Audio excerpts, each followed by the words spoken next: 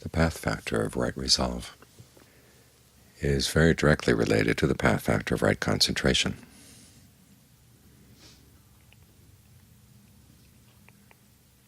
The beginning of the formula for right concentration says, being secluded from sensuality, secluded from unskillful qualities, you enter the first jhana. Unskillful qualities here are the wrong versions of the other factors of the path, everything from wrong view down through wrong mindfulness. You have to let those things go.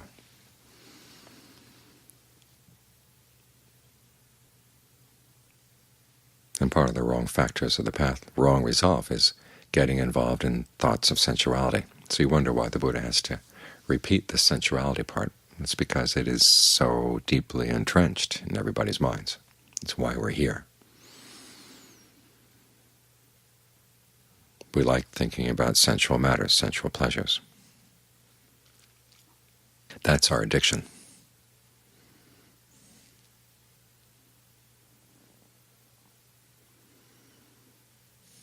And a lot of people think that that's how they express their freedom, is through their ability to think about all the sensual things they want, to fantasize about sights, sounds, smells, tastes, tactile sensations, the whole panoply. And the varieties that you can play on that theme, the variations you can play on that theme are pretty infinite, as the Buddha said, that you look at the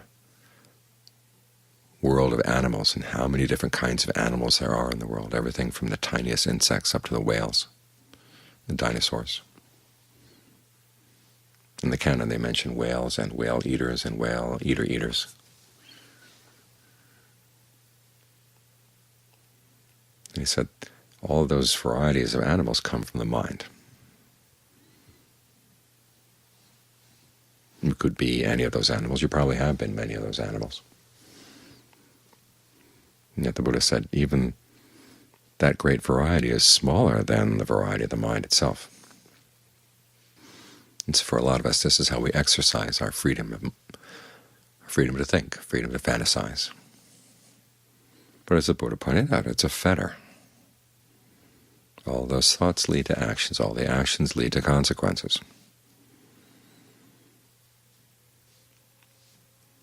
And the range of the mind actually narrows down as it gets more and more focused on sensual issues. This is where the way of the Dhamma parts ways with the way of the world. As the Buddha said, our freedom lies not in that area, but in learning how to put it aside, how to renounce all that fantasizing and find a happiness that's more infinite. This is the direction we're going as we train the mind. We're looking for an infinite pleasure, an unlimited pleasure. The word pleasure here, sukha in Pali, covers everything from ease, well-being, through bliss, happiness.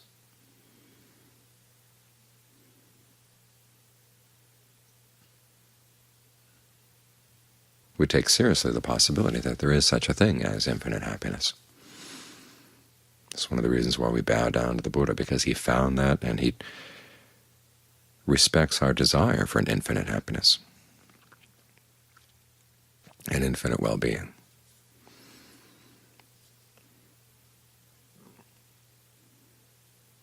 All too often his teachings are presented as, well, just learn how to accept things as they are and find a bittersweet pleasure in the passing pleasures of the world. That's not the Buddha at all. He wanted a deathless happiness. He didn't want anything less. And so you have to ask yourself, do you take that seriously as a possibility? And if you do, then the next question is, why aren't you aiming at it? What are you doing that's getting in the way of that possibility? Clean up your act. This is why between right resolve and right concentration, there are all those other factors of the path. Right action, right speech, right livelihood, acting in ways that don't cause harm, and also acting in ways that don't inflame the mind's tendency to want to go out and fantasize about sensual pleasures. Over the years, I've noticed that when you talk about right resolve, people can see very clearly that the resolve to abandon ill will and the resolve to abandon harmfulness, those are good things to resolve. And then when you say there's also the resolve to abandon sensuality, everyone says, well, yes, but they want to draw the line there. They don't see that lust is as bad as anger.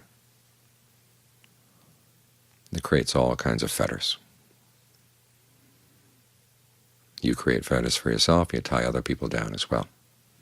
Because as long as the mind is fixated on that kind of pleasure, it's not going to see the possibility of other pleasures. There's that story of the prince who was out walking around one day for exercise early in the morning, and he came across a novice. He said, I've got a couple of questions for you. Now, the novice knew this prince was a troublemaker. And so the novice says, okay, I'll answer your questions on the condition that you don't argue with my answers. Just get the information, but I don't want to get in an argument. And so the prince asked his question, as I understand that these monks are practicing a type of concentration where they abandon sensuality. Is that true? The novice said, yes, that is true. The prince said, I don't believe it. Went on his way. So the novice went to report the conversation to the Buddha, and the Buddha essentially said, you fool, why did you think the prince would understand? Because that prince lives his life totally engaged in sensual pleasures. Remember, that was back in the days when princes and kings had harems, and they could spend their night in all kinds of pleasures. And once the mind is focused in that area, it's not going to even imagine that there's a possibility of another kind of pleasure, another kind of well-being. Everything aside from sensual pleasure they see as deprivation. That's essentially the attitude of a weak mind. It can't find its own internal sense of well-being, so it has to depend on things outside being just right. Go from one fix to the next, to the next, to the next.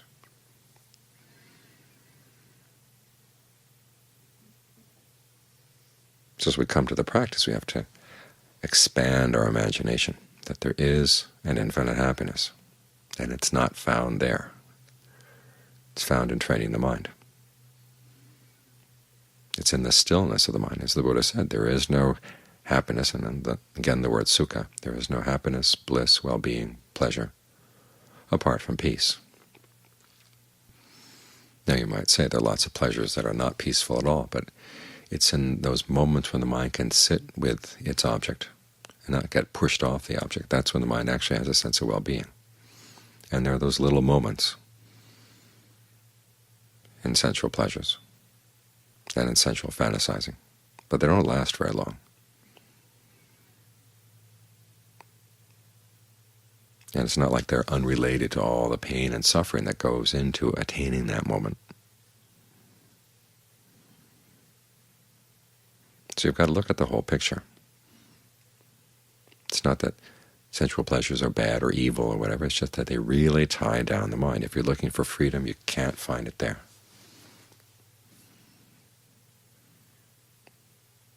So you've got to look at your behavior, the way you live your life. To what extent are you working against the possibility of infinite freedom, and to what extent are you moving in the right direction? And how you're going to handle this issue is something you have to decide for yourself.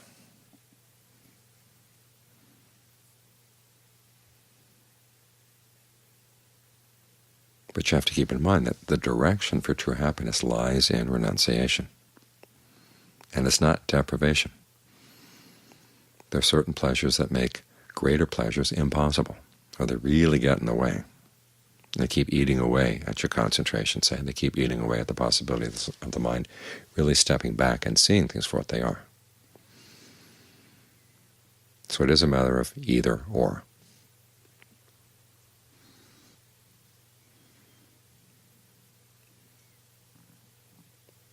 Now the position of both and is very popular, but that doesn't make it Dharma.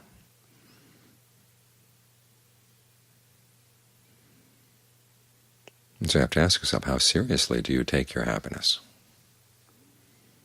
This doesn't mean grim. It means, how sincerely do you want to be happy?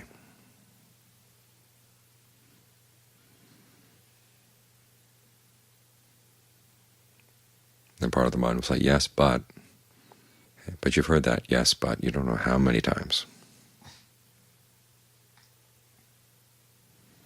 How about, okay, let's give it a try. See to what extent you can free the mind from its fascination with those kinds of things. This is why we have that chant on the unattractiveness of the body, to undercut the mind's almost infinite ability to find pleasure in contemplating the body, thinking the body is wonderful. That what I heard the other day, someone said, well, so it's your expression of compassion is through your body. Therefore, you shouldn't say the bad things about the body. Well, again, that's showing an attachment to the body right there, and an unwillingness to really look at what's going on deeper in the mind. It's not something just for monks or just for men or just for anybody. It's for everybody. It's our attachment to the body that brought us here. And it's going to keep us coming back, coming back, coming back, and getting in the way of the possibility of an infinite happiness.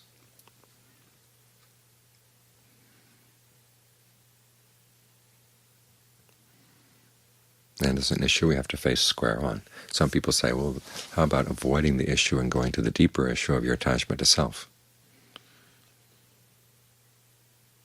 As if you could avoid it on the way to getting past your attachment to the self. Because after all, there's not just one self, you've got many selves. And this many selves around sensual pleasure are not going to go away if you, say, attack your ego or attack your selfishness in other areas.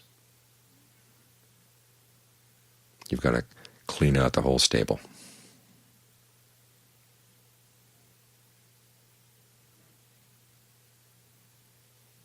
Always keeping the Four Noble Truths in mind, that possibility of the cessation of suffering. It's not just a negative thing. It seems to be expressed in negative ways. The ending of suffering. What that means is there are no more limitations on your happiness. That's what this is all aimed at.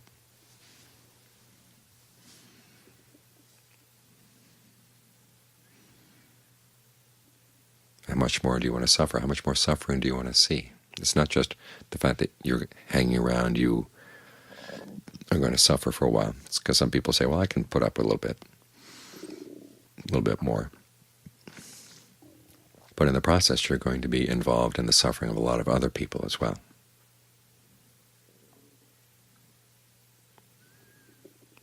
And many of us learn our lessons about suffering not only from our own suffering, but also seeing the sufferings of others. How many more people do you want to see suffer before you're willing to take the Buddha up on his offer?